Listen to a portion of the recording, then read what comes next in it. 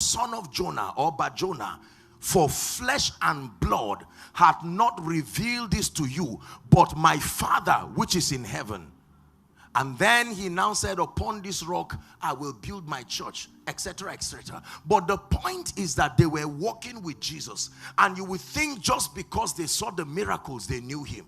Now, is it not amazing to go and preach about a man you do not know? Okay, let's go and get people saved and born again. And so what do you tell them? Sir, I want to introduce someone to you. And say, who is that someone? I need help in Nigeria. I hope he's the one you're talking about. And then you say his name is Jesus. Say, what do you mean Jesus? Who is he? Say, well, I want to tell you he died for you. Did I ask him? What's he dying for me for? Because you are a sinner. By what standard do you say I'm a sinner? For all have sinned. Said who? Which parliament? What basis did you use to? Let me tell you, our world is not dull. You need to know God to talk to men. When you meet a poor and a struggling man, he doesn't have the fortitude to ask you questions. But when you want to meet men of influence, you must be prepared to give an answer. Because you already made them successful and they are not born again. So when you are bringing Jesus to them, the first question is, what is he? They are value driven. They are used to receiving proposals from people. So when you walk into the office, they think Jesus is one of those proposals. And he says, oh, let's see the advantages. Like a business idea. And then you are there crying and say, my Jesus. He said, please walk out of my office. You need to give me a level of, a depth of conviction.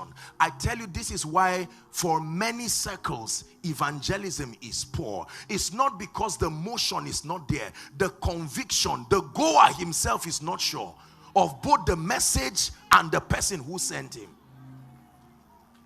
So the moment you ask a question, okay, I will go back and ask my pastor and come back. But let me tell you this.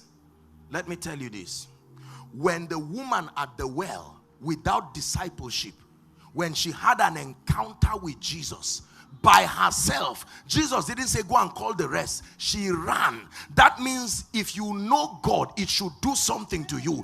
It has nothing to do with being an evangelist. You will be too grateful to be silent. Come see a man. She didn't even say come and see Jesus. Yet the force that was released from her conviction made people to say, this woman is not used to doing this. We better go and find out. But the people that do know their God, but the people that have met him enough to look at a family without rent and they say, look, let's leave this God. And they say, no, rent is too small. I know God. I know God. I know God. But the people that do know their God, if we do not grow in this depth of certainty, many believers will stop coming to church in the future. Do you know why? Because we have all kinds of teachings loitering the internet and loitering everywhere, trying to demean Jesus. Are we together now? And I hope you know that many people have been successful, especially financially, without giving their lives to Christ. But I know whom I believe. It's important for the gospel to get to the ends of the earth. But we must stand from a standpoint of conviction. The average church member in many Christian circles has handed his life over to God, but does not know God. And I believe that it's been a burden in the heart of your pastor to use conferences like this to open us up to know. There are many of us in ministry here or called into ministry. It is important when life challenges you, it's your conviction that will answer back. It's true. It's true. That's the reason why you can see someone, for instance, serve the Lord for many years, even serve as a pastor in a church, and then later on you see him and say, this got in, we did it all. We did it and left it. You know, like elections. I was a senator, now I'm resting. And so they come and they make it look like you are just young. That's why. Keep doing this, your God thing. Respectfully so, you see some of our old folks. They will tell, when they see your zeal, they laugh and say, I remember 1960, we served God. Where didn't we preach? And now, at that point, that man is sitting down as a traditionalist. No way. Not the God of heaven. Conviction based on the knowledge of God. Based on the knowledge of God. Based on the knowledge of God. That I can trust God. I know God is able to change my life. I'm not guessing. I'm not hoping. I'm speaking from a realm of persuasion. I may not have the evidence now to show, but I know this God. I know this God. If he says he's coming, he will come. If he says I should wait for him, I wait.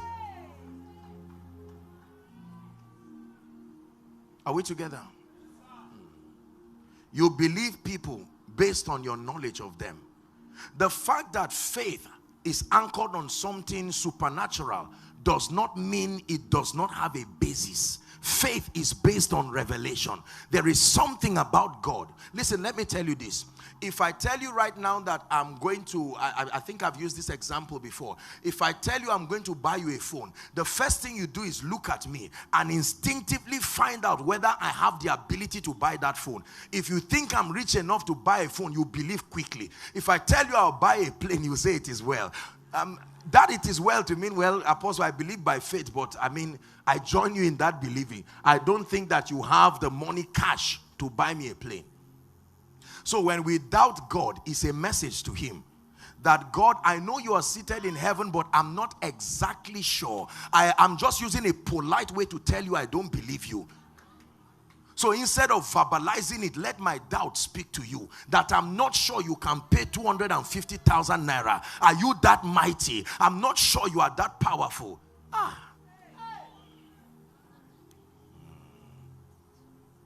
And when a man looks at you, your boss looks at you and says, look, you will never rise in this office. There is something about God, you know, that his name is also the Father of spirits. Every spirit is under his influence. So he can influence the heart of a king like he did Pharaoh. That the same boss that vowed to trouble you goes to bed. My brothers and my sisters, like Nebuchadnezzar, he would not be able to sleep. He will wake up in the morning and the first call is from him. It's okay, we give up, come for the promotion. And you are wondering, sir, are you all right? And then there is something about God that gives you that confidence. Not that you go home and quarrel your wife and quarrel everybody and they say, what is wrong? And you know, you start, no. Stability through knowledge. When men say there is a casting down, you are not just keeping quiet because you are depressed. Are you getting what I'm saying now? The knowledge of God gives value to faith. Otherwise, faith becomes like superstition. It becomes like a charm. Like you are concocting a charm and you are hoping it will work.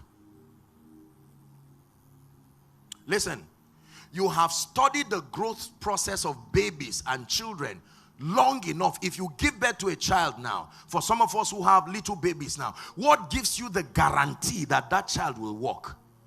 The child has not walked, so you have faith that that child will walk. Is that true? But then there is a history.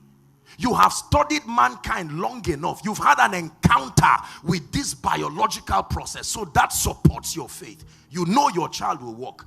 So you are not there anxiously watching and say, walk now. You can be patient and not even know when the child starts walking.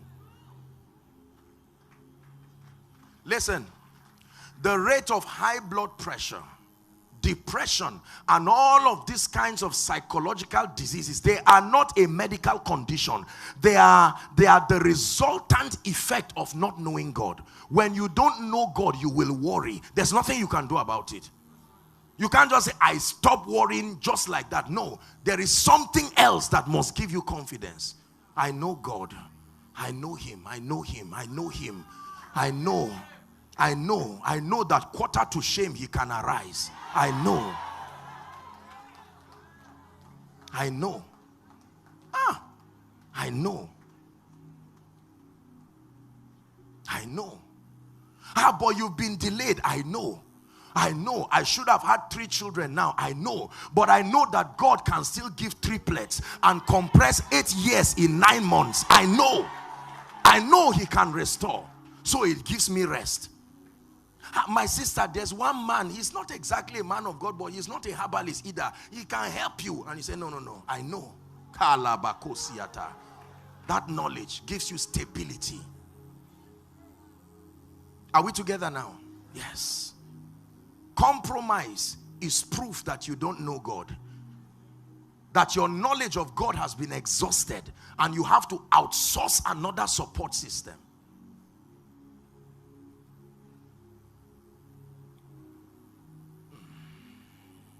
But the people, but the preachers, but the businessmen that do know their God, in Lagos, they shall be strong.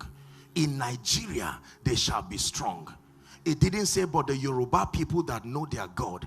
It didn't say the Igbo people that do know their God. It didn't say the Hausa people that do know their God. It didn't say the Calabar people. It didn't even say the nationals that know their God. The people that do know their God. They shall be strong in any city and they shall do exploits in any city. They shall be strong. Capacity.